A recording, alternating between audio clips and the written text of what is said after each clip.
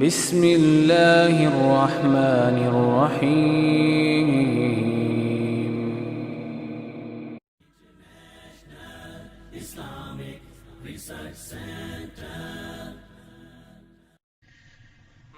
پھر اس نام کی بہت سی برکات بھی ہیں.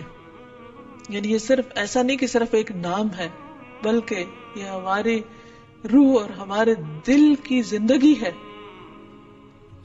جب ہم تکلیف میں ہوتے ہیں، جب ہم کسی بھی طرح تنہا محسوس کرتے ہیں، تو یہ نام ہمارے اندر سے تنہائی کا احساس ختم کر دیتا ہے. اللہ سبحانہ و تعالیٰ کا یہ نام یعنی اللہ، جو اس کا ذاتی نام ہے، یہ صرف ایک نام ہی نہیں، اس کی بہت سی برکات بھی ہیں، اس کے بہت سے فائدے ہیں. یہ صرف اس کا نام نہیں، یہ اس کی پہچان بھی ہے، اور یہ ہماری دل، روح اور جان کی زندگی ہے. ہم جب تنہا ہوتے ہیں تو جو ہی اس کا نام لیتے ہیں، یوں لگتا ہے کوئی تنہائی نہیں. جب خوف زدہ ہوتے ہیں اور اس کو پکارتے ہیں تو لگتا ہے کوئی خوف نہیں. ایک دم دلوں کو قرار آ جاتا ہے، تسکین مل جاتی ہے. اگر انسان تکلیف کے وقت بسم اللہ کہتا ہے تو اس کی تکلیف دور ہو جاتی ہے. حضرت جابر کہتے ہیں کہ جب غزوہ احد میں طلحہ رضی اللہ عنہ کی انگلی کٹی تو انہوں نے سی کہا، جسے عام طور پر ہمارا ریاکشن ہوتا ہے. تو رسول اللہ صلی اللہ علیہ وسلم نے فرمایا، اگر تم اس وقت بسم اللہ کہتے، یعنی سی کرنے کی بجائے اللہ کے نام کو یاد کرتے، تو فرشتے تمہیں اٹھا لیتے اس حال میں کہ لوگ تمہیں دیکھ رہے ہوتے. یعنی اتنی قوت ہے اس نام کے اندر. پھر اسی طرح ہم ہر کام کے شروع میں بھی بسم اللہ پڑھتے ہیں، اور اس سے اس کام میں برکت ہو جاتی. مثلا کھانا کھاتے وقت اگر کھانا بسم اللہ سے شروع کیا جائے تو اس کھانے میں برکت ہو جاتی. حضرت عائشہ سے روایت ہے کہ ایک مرتبہ نبی صلی اللہ علیہ وسلم اپنے 6 صحابہ کے ساتھ بیٹھ کر کھانا کھا رہے تھے کہ ایک دیہاتی اچانک آیا اور اس نے بسم اللہ پڑھے بغیر کھانا شروع کیا اور 2 لقموں میں سارا کھانا سمیٹ گیا. تو آپ صلی اللہ علیہ وسلم نے فرمایا، اگر یہ بسم اللہ پڑھ لیتا تو تم سب کو یہ کھانا کفایت کر جاتا. یعنی اگر بسم اللہ سے یہ آغاز کرتا تو 6 میں اگر 7واں بھی شامل ہو جاتا تو سب کی بھوک دور ہو جاتی.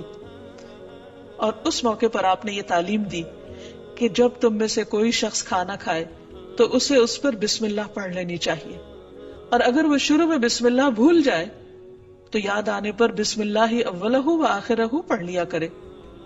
وحشی بن حرب اپنے والد سے اور وہ ان کے دادا سے روایت کرتے ہیں کہ ایک مرتبہ ایک شخص نے کہا کہ ہم کھانا تو کھاتے ہیں لیکن ہماری بھوک ختم نہیں ہوتی.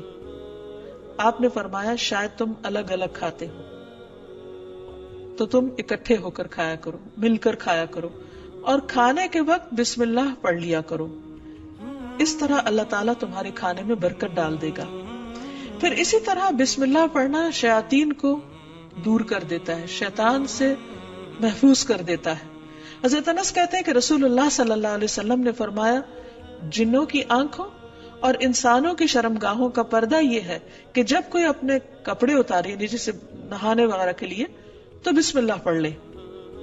یعنی اس وقت بھی اگر اللہ کا نام لے تو ہر ایک سے وہ محفوظ ہو جائے گا. کیونکہ ویسے تو لباس اتار دے انسان تو اس کا ستر کھل جاتا ہے، لیکن اگر بسم اللہ پڑھتا ہے تو وہ مخلوق جو اس وقت وہاں ہو سکتی ہے موجود، اس سے بھی اس کا ستر ہو جاتا ہے. پھر اسی طرح نبی صلی اللہ علیہ وسلم کا طریقہ یہ تھا کہ رات کو جب سونے لگتے تو اپنا بستر جھاڑتے وقت بھی بسم اللہ پڑھا کرتے تھے.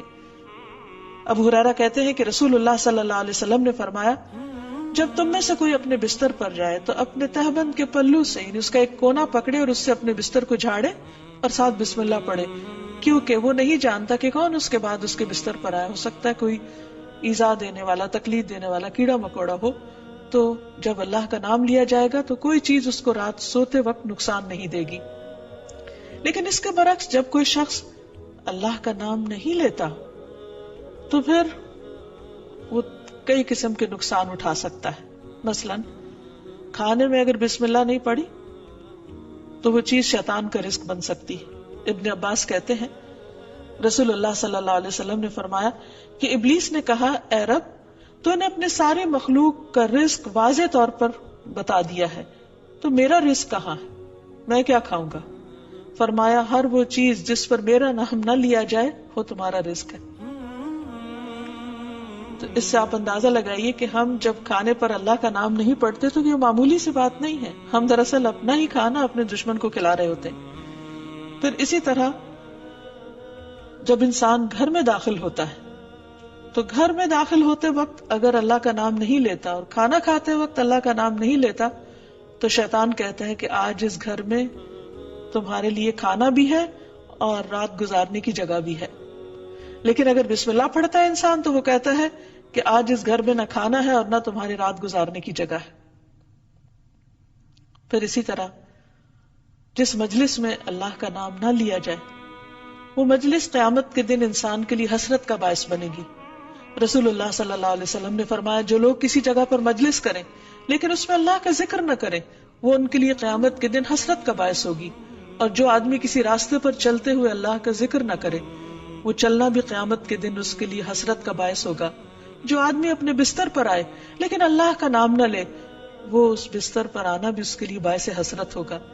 یعنی زندگی میں کوئی بھی کام کاج کرتے وقت جب اس کام کاج میں اللہ کا ذکر نہیں ہوتا، اللہ کی یاد نہیں ہوتی، اللہ کا نام نہیں ہوتا تو قیامت کے دن ایسے سارے اعمال انسان کے لیے حسرت و یاس کا ذریعہ بن جائیں گے.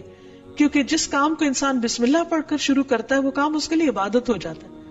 کھانا کھانا بظاہر صرف دنیا کا ایک کام ہے، یعنی دنیاوی کام ہے، بظاہر دیکھنے میں کوئی عبادت نہیں ہے، لیکن صرف بسم اللہ پڑھ کر جب آغاز کرتا ہے انسان تو وہ سارا کھانے کا عمل اس کے لیے عبادت بن جاتا ہے.